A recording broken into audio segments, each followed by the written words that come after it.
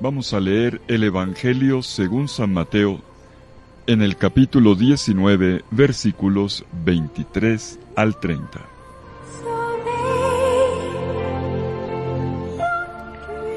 En aquel tiempo Jesús dijo a sus discípulos: En verdad les digo que difícilmente entrará un rico en el reino de los cielos. Lo repito, más fácil le es a un camello pasar por el ojo de una aguja que a un rico entrar en el reino de los cielos. Al oírlo, los discípulos dijeron espantados: Entonces, ¿quién puede salvarse? Jesús se les quedó mirando y les dijo: Es imposible para los hombres, pero Dios lo puede todo. Entonces dijo Pedro a Jesús: Ya ves, nosotros lo hemos dejado todo y te hemos seguido. ¿Qué nos va a tocar? Jesús les dijo: En verdad les digo, cuando llegue la renovación y el Hijo del Hombre se siente en el trono de su gloria, también ustedes, los que me han seguido, se sentarán en 12 tronos para juzgar a las 12 tribus de Israel. Todo el que por mí deja casa, hermanos o hermanas, padre o madre, hijos o tierras, recibirá 100 veces más y heredará la vida eterna. Pero muchos primeros serán últimos y muchos últimos primeros. Palabra del Señor. Gloria a ti, Señor Jesús.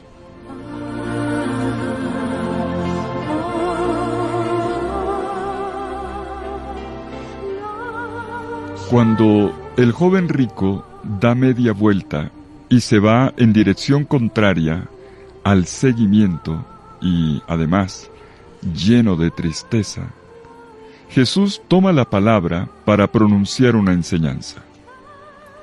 Les aseguro que es muy difícil que un rico entre en el reino de los cielos.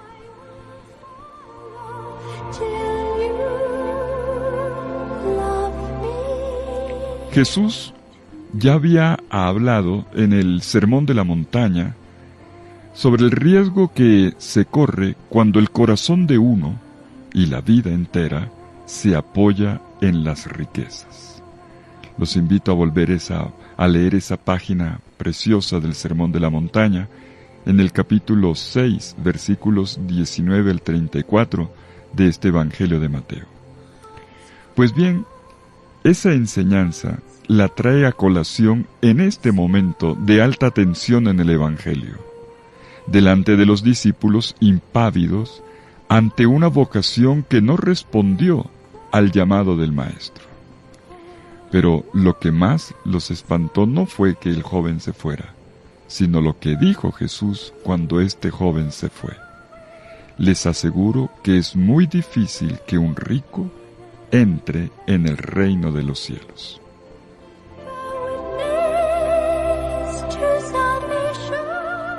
Jesús pronuncia el dicho colocando delante una partícula que subraya la importancia y la solemnidad de esta enseñanza. Dice amén, que generalmente traducimos con un les aseguro o verdaderamente que un rico difícilmente entrará en el reino de los cielos.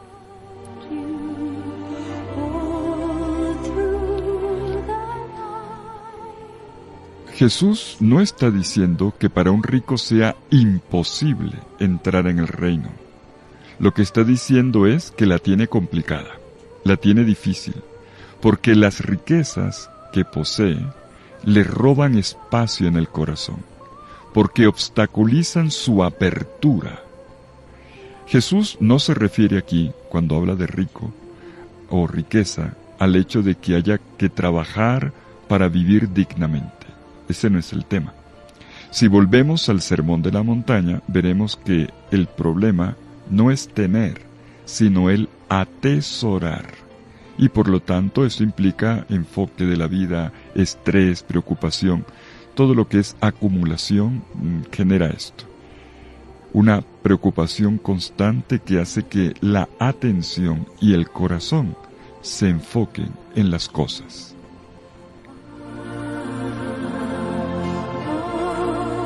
Y para aclarar mejor su pensamiento, Jesús echa mano de una metáfora. La conocidísima metáfora del camello que no puede pasar por el ojo de una aguja. Es una contraposición imposible. En gramática en la lengua le llamamos un oxímoro, un imposible. No importa ahora cuál pueda ser su referencia precisa. Ha habido tanto estudio sobre eso, si es el camello de Pumbedita o una de las antiguas puertas de la muralla de Jerusalén, que se le llamaba el ojo de la aguja, o como dice el Talmud de Jerusalén, que probablemente no hablaba de un camello, sino de un elefante. Eso en este momento no interesa. Lo que interesa es que Jesús subraya con esta metáfora cuánto esfuerzo le requiere a quien posee muchos bienes y se apega a ellos, entrar en la nueva lógica del reino.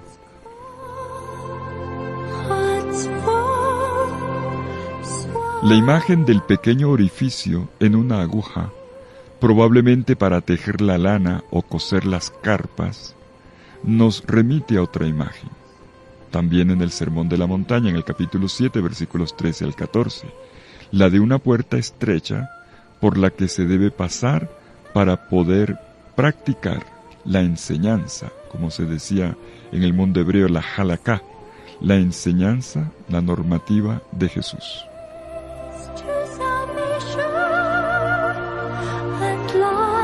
Bueno, y cuando Jesús dice esto, los discípulos se asustan. Otra vez. A este Evangelio de Mateo le gusta mucho retratar las reacciones negativas de los discípulos, incluso las emociones de los discípulos. Dice el narrador que ellos se llenaron de asombro. La traducción que leí hace un momento dice llenos de espanto. Le pone una carga más fuerte, más negativa. Y entonces ellos, así cargados, le dicen a Jesús: entonces, ¿quién se podrá salvar?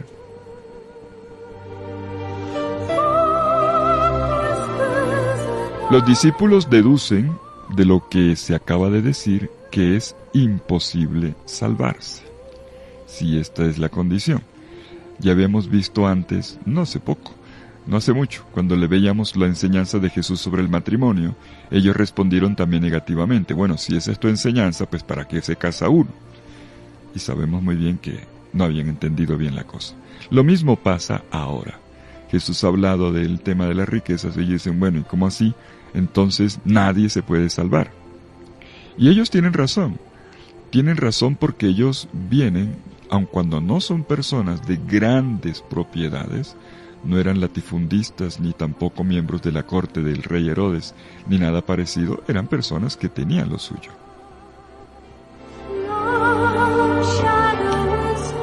Y entonces Jesús pronuncia una nueva enseñanza. Una enseñanza que, miren esto, es para grabar en el corazón, para no olvidar nunca, sobre todo cuando nos topamos con circunstancias aparentemente difíciles de superar. Este instante hay que retenerlo.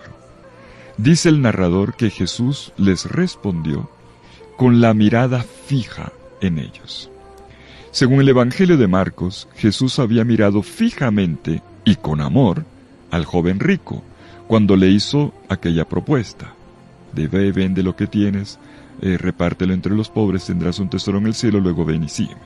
Se lo dijo mirándolo fijamente con amor. Mateo no nos dice que Jesús haya mirado de esa manera al joven rico. Jesús fue al grano y fue más bien a la frase si quieres ser perfecto, que es la propia de Mateo. Pues bien, la mirada Jesús sí la da, pero no al joven rico, sino a los discípulos, al grupo, a la comunidad discipular que está espantada, al grupo de discípulos que necesitan salir del asombro ante este aparente imposible vocacional. Y entonces Jesús, con la mirada fija en ellos, les dice: para los hombres es imposible, pero para Dios todo es posible.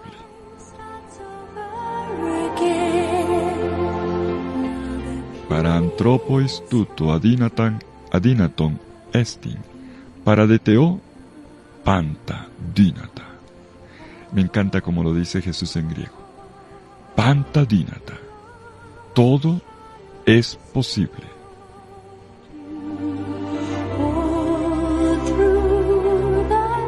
Jesús especifica entonces que no es imposible para Dios la salvación de nadie. Es una obra de Dios que lo puede todo. Por lo tanto, no están cerradas las puertas para los ricos.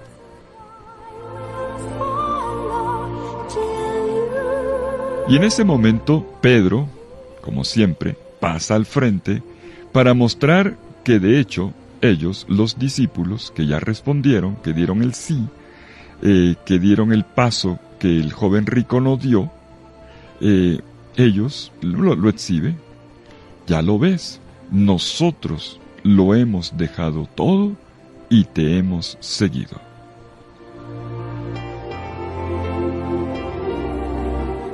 Lo que el joven rico no tuvo la valentía de dejar, ellos sí. Los discípulos no eran pobres. No siguieron a Jesús porque no tuvieran nada. Al contrario, la respuesta a la llamada implicó para ellos tremendos desprendimientos. Por eso Pedro tiene la razón cuando dice: ya lo ves, nosotros lo hemos dejado todo y te hemos seguido.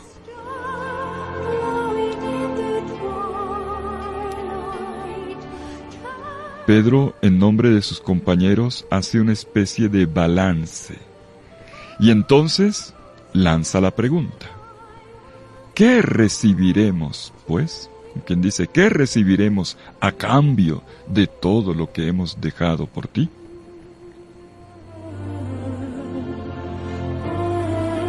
Y Jesús muy amablemente le responde qué es lo que recibirán. Y otra vez, miren, otra vez comienza su enseñanza con un amén. Comienza así: en verdad les digo, les aseguro que. Hay dos grandes enseñanzas hoy que empiezan con este amén. Uno, les aseguro que. Difícilmente un rico entrará en el reino de los cielos, y ahora les aseguro que, para hablar de la recompensa que reciben los discípulos.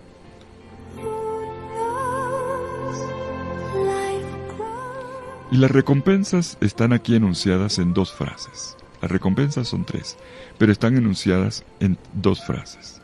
La primera, dice Jesús que en la palingénesis ellos ocuparán un lugar especial. Dije palingénesis, estoy leyendo el texto griego. Y dice: padre, ¿eso qué es palingénesis? Palingénesis es un término raro. Significa la regeneración, la renovación. La palingénesis era el término utilizado para referirse a la transformación, a la renovación mesiánica que se manifestaría al final del mundo, pero que comienza desde ya, de manera espiritual, con la resurrección del Señor y con el reino que la Iglesia cultiva en el mundo. Es el renacimiento de Israel y la recomposición de las antiguas 12 tribus que tendría lugar con la llegada del Mesías. Bueno, Jesús alude a esto, la palingénesis. Cuando esta renovación, esta transformación del mundo ocurra, caballeros, ustedes allí tendrán un puesto muy importante. Serán como los jueces. ¿Se acuerdan ustedes en la Biblia los jueces que después de Moisés y de Josué se ocuparon de las tribus de Israel y dirigieron la vida del pueblo? Son líderes. Este es el lugar especial de liderazgo que ocupan los seguidores de Jesús, de estos apóstoles. Pero luego viene la continuación. La segunda cosa que Jesús les dice que recibirán es preciosa. Dice, recibirán el 100 por 1 de todo lo que dejaron y heredarán la vida eterna.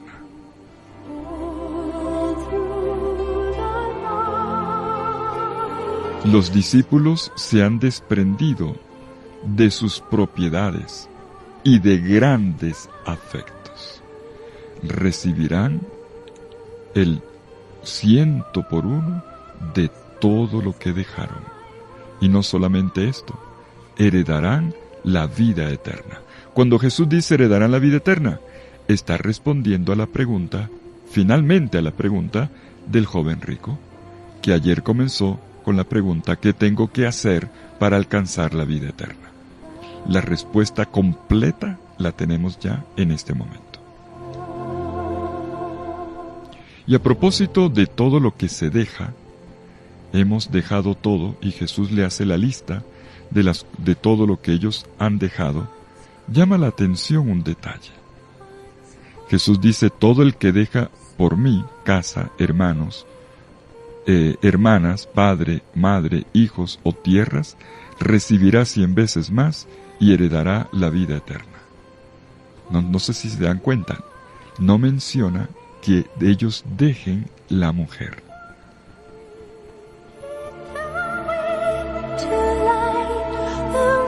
Dejan todo, pero no dejan la mujer.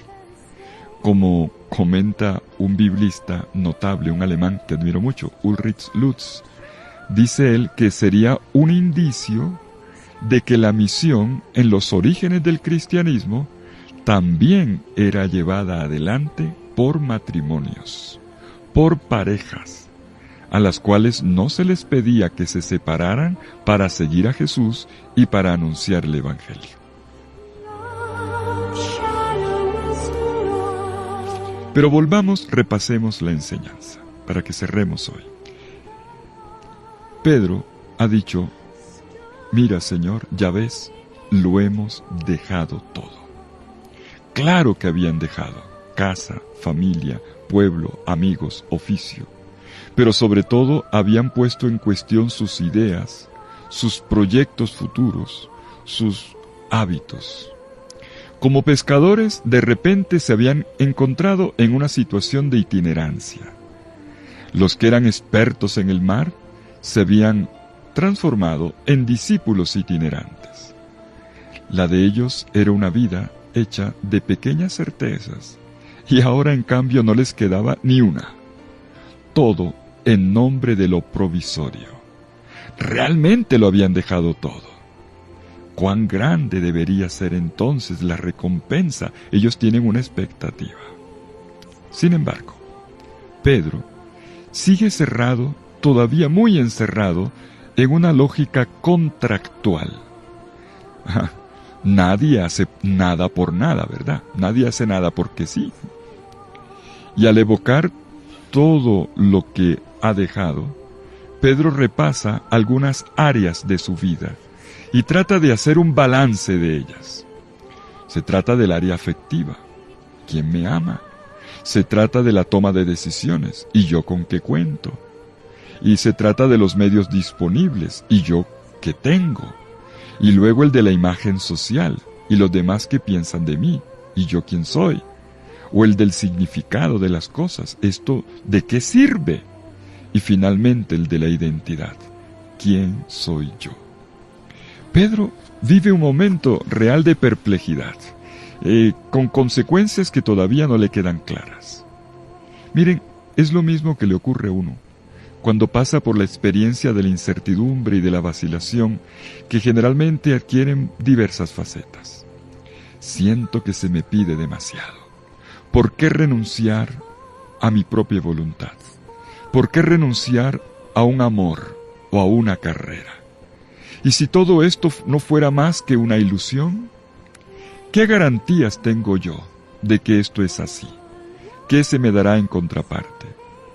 ¿Qué puede significar confiar en un maestro como Jesús en todo mi camino? ¿Por qué renunciar a las cosas que son legítimas? Y en este punto la intervención de Jesús, que no da espera, asegura una recompensa inimaginable que se proyecta hasta la vida eterna. Pero le pide a Pedro y a los discípulos que le siguen un cambio de perspectiva, una conversión, pasar de una lógica contractual, yo te doy, tú me das, a una elección de fe y de amor. Les pide pasar del tener al ser, del contar activos al ser de la persona, del buscar algo para sí mismo al vivir en comunión con Él y en fraternidad con los demás.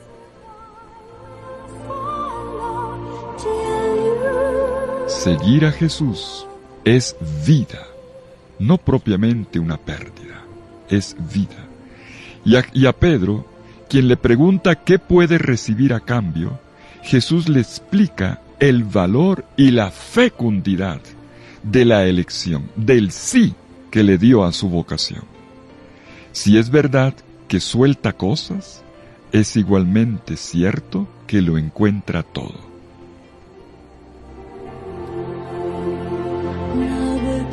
Y por supuesto, esto hay que tenerlo claro, no hay tarifas inmediatas por el trabajo realizado. Aquí estamos más allá de las categorías premio-recompensa. Aquí la perspectiva tiene el horizonte de la eternidad.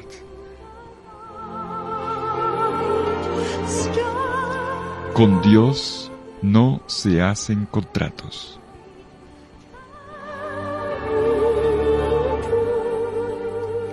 Pero al mismo tiempo, vemos que algo está ocurriendo maravilloso aquí y ahora. Tú que has soltado, que has entregado, que te has ofrendado, puedes tener la certeza de que tienes una enorme ganancia, una fraternidad que te da la bienvenida, una afectividad que va más allá del generar y no por esto está impedida de ser un regalo para los demás. Una comunión fuerte con el Señor que abre las puertas de par en par para involucrar a todos. Una seguridad económica, pero de otro tipo. 100 veces más, dice Jesús. Jesús promueve con su propuesta una cultura de comunión que no suprime la propiedad, sino que hace que todo se sienta no como un mío, sino como un nuestro, una realidad confiada a un nosotros, a un amor fraterno. Y este dejar propuesto por Jesús es el comienzo de una nueva creación, fuera de la ansiedad de poseer y más bien lleno de la capacidad de compartir, de perdonar y de amar.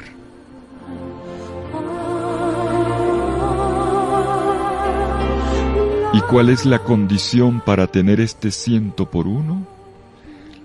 La condición es hacer del Evangelio la razón de la vida. Todo el que por mí deja, dice Jesús. Jesús y su Evangelio son la razón de la vida. Dejar significa entonces interpretar de una manera nueva todo lo que somos y tenemos. Nuestra es la responsabilidad de gestionar, de administrar bien nuestra vida, nuestro proyecto de vida. Pero nuestra vida estará realmente bien gestionada cuando no apartemos la mirada de los demás, especialmente de los más necesitados. Somos libres para compartir y siempre gratos, agradecidos en el recibir.